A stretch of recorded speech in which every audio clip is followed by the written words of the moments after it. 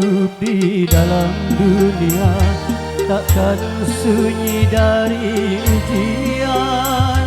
Lenyap yang satu datang yang lainnya, begitulah tiada putusnya.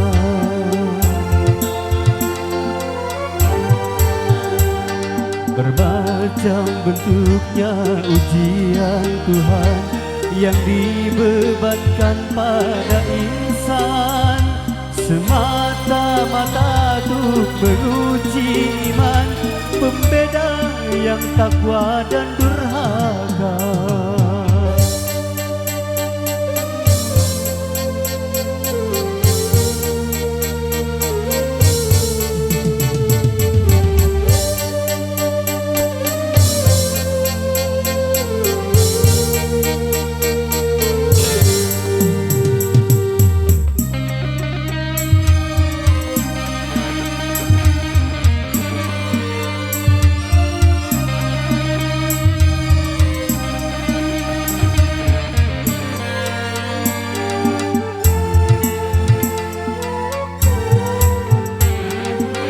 Apabila kau menemui musibah, lalu jangan putus asa.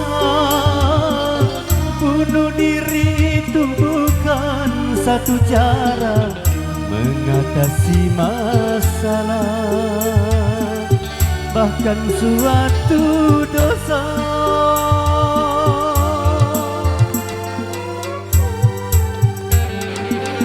Apabila kau menemui musibah, sabar serta tawakallah, supaya kau memperoleh kemenangan dalam ampunan Tuhan, penuh kebahagiaan.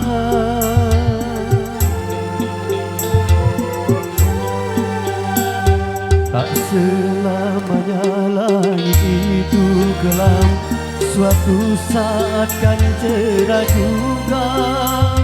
Hiduplah dengan sejuta harapan, habis gelap akan terbit terang.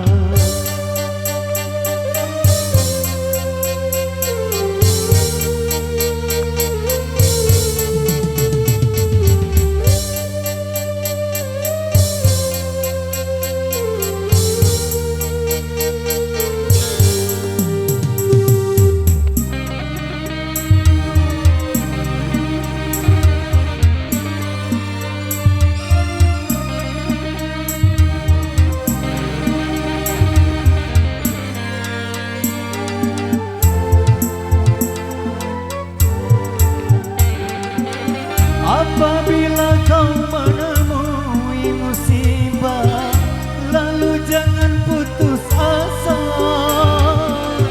Bunuh diri itu bukan satu cara mengatasi masalah,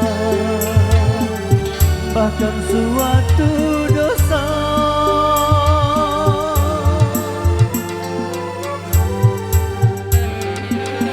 Apabila kau menemui musibah, sabar serta tawakallah, supaya kau memperoleh kemenangan dalam ampunan Tuhan, penuh kebahagiaan.